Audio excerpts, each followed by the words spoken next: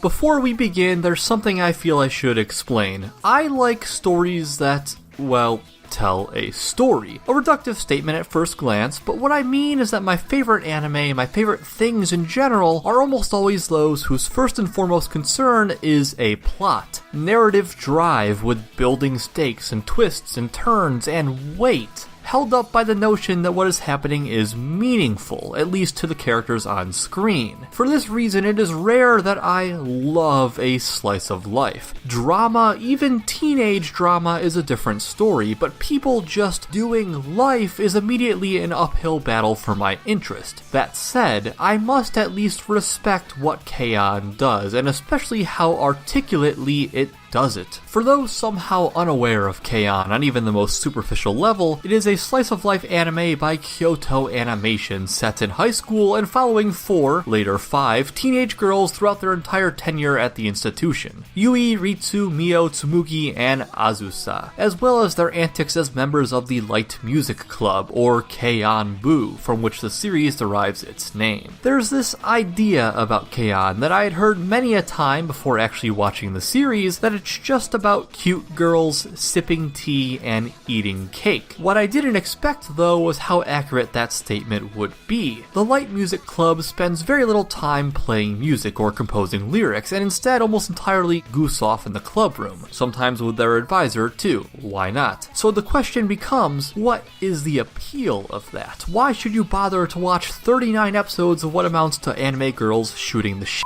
And why would it be any better than the mountain of shows that already do that? Now, writers far my better have already given their own answer to that question, but you asked for it, so here's my 2 cents. Many would start this review by citing the depth of characterization, or the immaculate KyoAni aesthetic, and we'll most definitely get to both of those. But no, that's not what clicked with me right off the bat. It was something a lot simpler. I just found Keion very funny. The show has a great sense of comedic flow and timing. As a whole, jokes in anime tend to over-rely on the manzai setup. A funny man will do something outrageous, and the straight man will loudly react to it, either by verbally shouting a retort, or through slapstick, knocking the funny man over the head or something like that. And Keion does have that. It's an anime, so it has to have that. But it still made me laugh so much more than many other series that try to be pure comedies, because it had variety.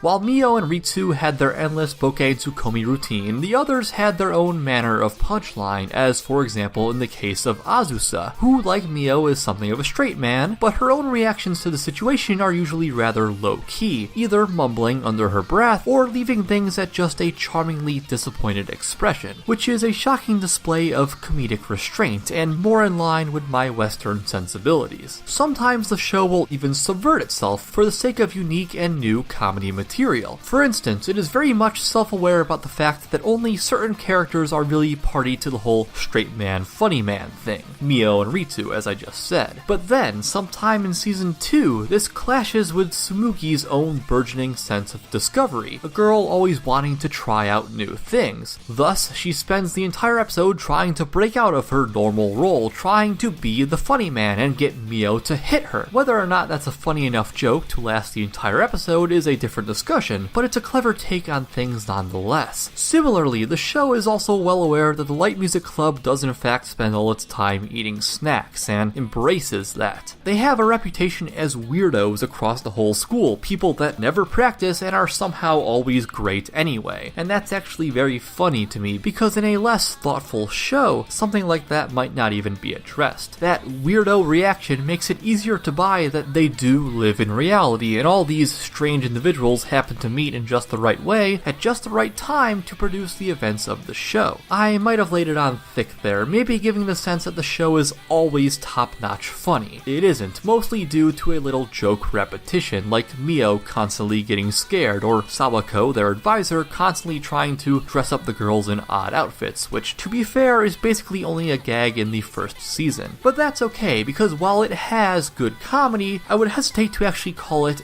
a comedy. Keion is primarily slice of life, so it really gets by on the chemistry of the characters. Everyone in Keion bleeds personality in everything they say and do. If you pay attention, and frankly even if you don't, you'll have a good feel for every member of the club after just the first episode, and that, my friends, is called strong characterization. Right off the bat, you get a sense of Yui's clumsiness and forgetfulness, Mio and Ritsu's special relationship, self-serious and carefree respectively, Tsumugi's eccentricity and curiosity, it's all there right away. When Azusa has her own first appearance later on, she's all about the music, so you know she'll be a calming and responsible influence on the club, but since her curiosity was drawn to their wacky antics in the first place, that also implies she has a spot of weirdness of her own, which she learns to embrace as time goes on. Even so, the show is greater than the sum of its parts. There may be episodes that more heavily focus on a particular girl, but it's not really about any one of the girls individually. It's a show about tight-knit friends enjoying their tight-knit friendship,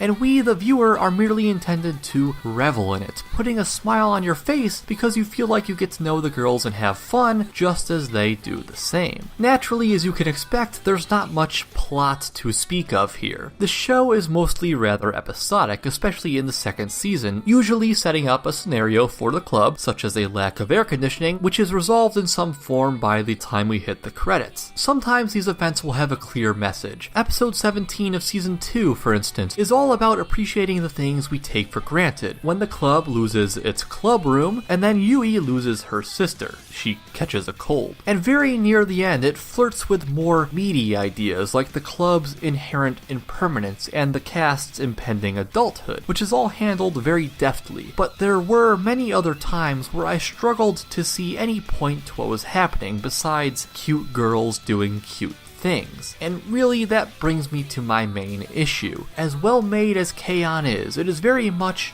not for everybody, at times including me. No matter how well the girls were characterized, no matter how cute they were being, at a point I was starting to get fed up. It's just so much of the same. Good friends being good friends, and still being good friends, and still being good friends. It's fun to a point watching other people have fun, but there came this moment when I started longing for more. I guess you could say it lacked impact. There are certain scenes and episodes that will stick with me as the months and years go on, but conversely, so much of the rest just blends together into this insubstantial, feel-good haze. If you asked me, did Keion need to be 39 episodes? If I was being honest with myself, I'd have to say no. 24 or 25 I could allow, but somewhere along the line, I reached this point of critical mass where I wasn't getting anything substantially new out of the experience from episode to episode.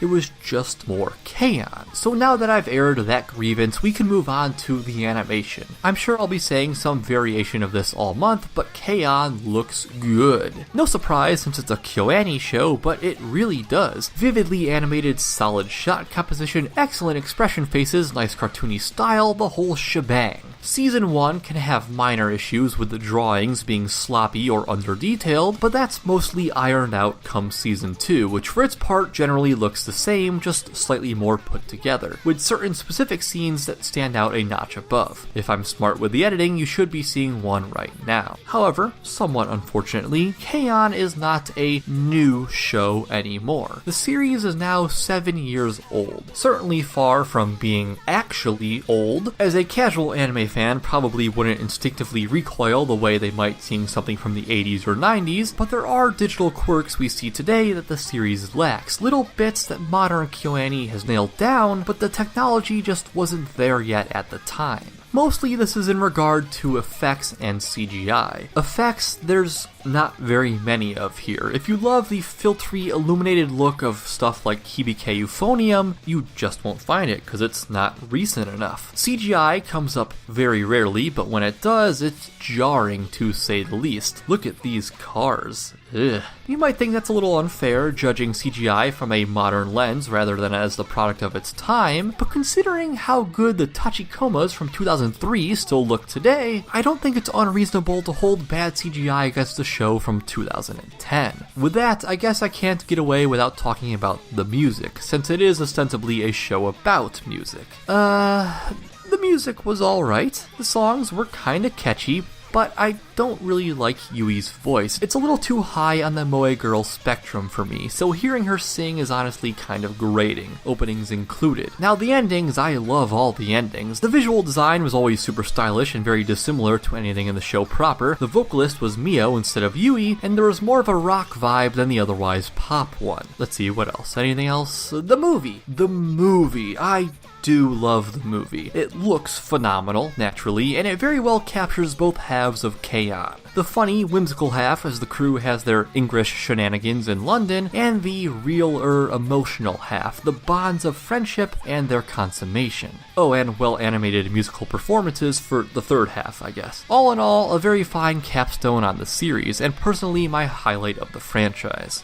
Obviously, the appeal of a show like KyoAni is selective, as my family, who frequently walked out or took a nap 5 minutes into any given episode, can attest. I wouldn't say it's even completely for me. I sometimes got bored, it sometimes felt like a slog, but I was always carried through in the end by the strength of the characters or the wit of their interactions. So after taking everything into account on a scale from F to S, I'll say KyoAni is indeed an A. I may not have loved every minute of it, but I loved just enough of it and appreciated how well it did what it was doing to highly recommend it if it sounds like your cup of tea. No pun intended. This is perhaps not as long a review as you or I would have liked, given how beloved KyoAni is with certain crowds, but I never want to arbitrarily stretch things out when I don't actually have any more of note to say. KyoAni just didn't hit me in that way, where I could drone on and on about it forever. But anyway, if you like what you see and want to check out the series for yourself, it is currently available for legal streaming on Hulu, Viewster, and the Anime Network, with the movie available exclusively on the Anime Network. An odd assortment of services. It's rare that neither Crunchyroll nor Funimation is involved, but whatever. If you were not aware, this is the first of 4 videos for my KyoAni Month this July, wherein I review 4 Kyoto animation series voted upon by you, the viewing public. KyoAni came in at number 4 with 49 votes. Stay tuned next week when I'll look at a slightly more mysterious take on high school life. And that'll do it. Thanks for watching, have a great day, leave any feedback in the comments, subscribe if you want more. And if there's anything you'd like to see reviewed, by all means tell me. Thanks again, and see you next time.